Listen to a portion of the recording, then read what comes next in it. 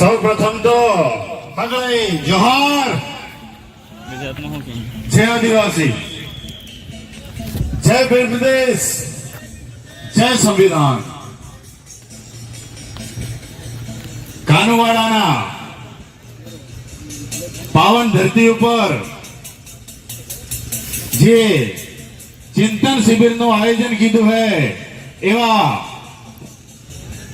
આયોજક મિત્રો અને અલગ અલગ વિસ્તારથી અલગ અલગ રાજ્યથી આવેલા એવા કાર્યકર મિત્રો અને મારી સાથે ગુજરાતથી આવેલા એવા મારી ટીમના સાથી મિત્રો અને એમને માન અને સન્માન માટે પોતાના માન અને સન્માન માટે એકદમ જોરદાર તાળીઓ થઈ જાય.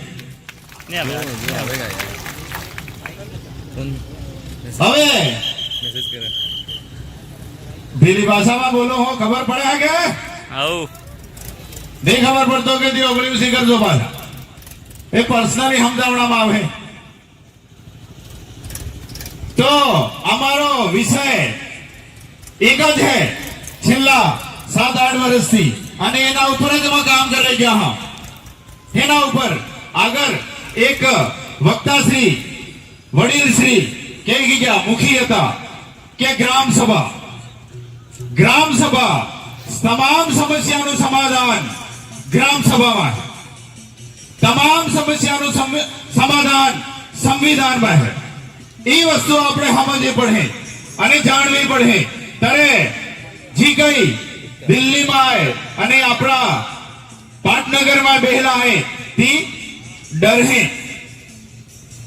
કારણ કે સંવિધાન आज संविधान की जागृति करता करता ग्राम सभा हो है एक एक आर्टिकल होશે અને જ્યારે અધિકારીઓ હાથે વાત કરવા થાય તણ્યવાળા કતરું પણ જ્ઞાન કતરું જોણ્યું ખબર નહીં, પણ એવા હાલની અંદર સંવિધાન બુક લાવીને વાંચવા માટે મજબૂર કરી દીધા है ચાલો નોકરી વાળા પણ, કારણ કે વાંચ્યું નહીં હો નહીં કીધું ખબર નહીં. પણ આજ અમે વધારે વાત નહીં કરતા, પણ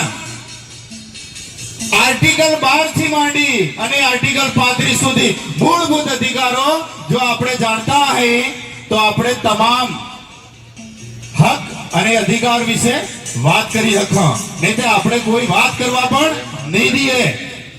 અને એ જ વસ્તુ હે આપણને જો આ દેશના મૂળ માલિક મૂળ માટી અને આના દેશના આદિવાસી તરીકે સાબિત કરે તે ફક્ત ને ફક્ત 2 આર્ટિકલ હે, આર્ટિકલ 12 અને આર્ટિકલ 13.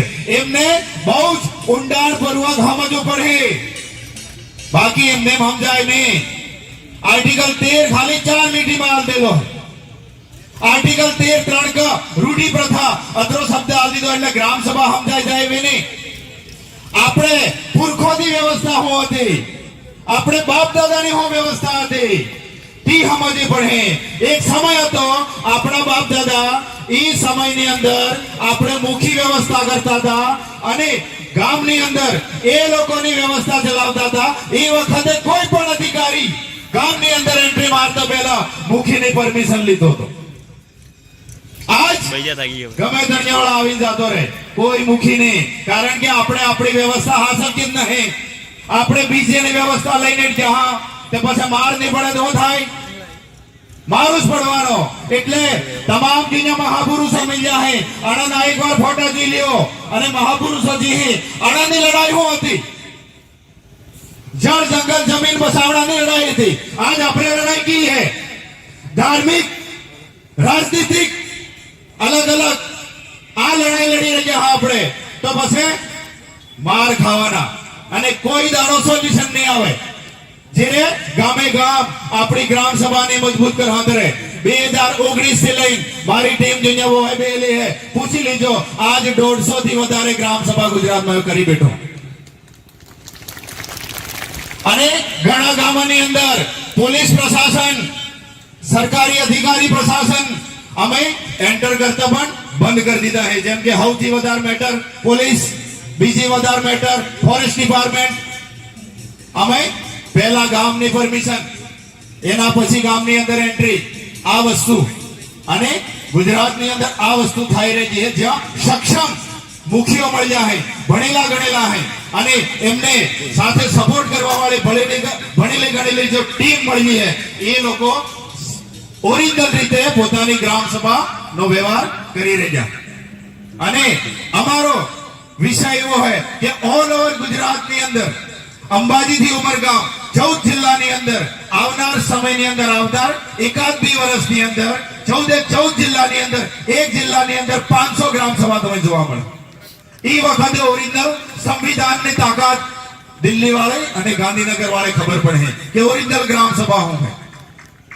બરાબર, આ પ્રમાણે આપણે કામ કરવું પડે.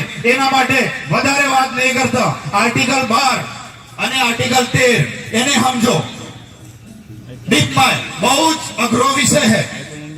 બરાબર, જી કઈ તજજ્ઞ મિત્રો હે, જાણકાર મિત્રો હે, તેના પાસે બી અને યુટ્યુબ માથે પણ સર્ચ મારો, ગૂગલ માથે પણ સર્ચ મારજો કે આર્ટિકલ 12 અને આર્ટિકલ 13 હું કહેવા માંગે. અને આપણે જો મૂળભૂત અધિકારો જે ફંડામેન્ટલ રાઇટ્સ છે તે અગર જો આપણે નહીં જોડતા હે તો શાસન આપણા ઉપર હાવી થઈ જાય એની ફૂલ ગેરંટી.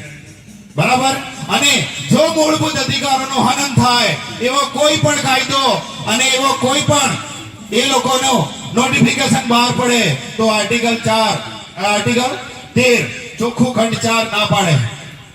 બરાબર, એટલે આ વસ્તુ ખાસ. અને આપણે જો એનો પણ હનન થતું કે એવો કોઈ પણ અધિકારી કોઈ પણ સરકારી માણસ જો એનું ઉલ્લંઘન કરે તો આર્ટિકલ 32 મુજબ તમે સુપ્રીમ કોર્ટ ની અંદર જઈ શકો, આર્ટિકલ 226 મુજબ તમે હાઈકોર્ટ ની અંદર જઈ શકો સીધા. તો આ બધી વસ્તુ અને આપણે પોલિટિકલ રિઝર્વેશન 330 મુજબ વિધાનસભા, 332 મુજબ વિધાનસભા છે, 330 મુજબ લોકસભા અને 334 એમ કે 2030 ની અંદર એમાં લખેલો હોય હું નહીં કહેતો આર્ટિકલ 334 કે 2030 ની અંદર પોલિટિકલ રિઝર્વેશન SC ST માટે ખતમ થાય. તો કઈ પ્રકારની રાજનીતિ? તો તમામ સમસ્યાનું સમાધાન સંવિધાન. એટલે સંવિધાન ઘરે હોવું જોઈએ, રાખવું જોઈએ અને આપણા મૂળભૂત અધિકારો ખાસ જાણવા જોઈએ અને એમાં લઈ અને આજ આમાં કામગીરી કરે ત્યાં આર્ટિકલ 13 ને લઈ અને ગામે ગામ ગ્રામ સભા કરી રહ્યા. કારણ કે આ જ એક પાવર है જે આપણો જળ જંગલ જમીન બચાવે, આપણને બચાવે, આપણને આદિવાસી તરીકે સાબિત કરે. કારણ કે સંવિધાનની અંદર આપણે શેડ્યુલ ટ્રાઇબ હા, ST હા, આદિવાસી શબ્દ કે હેસ નહીં.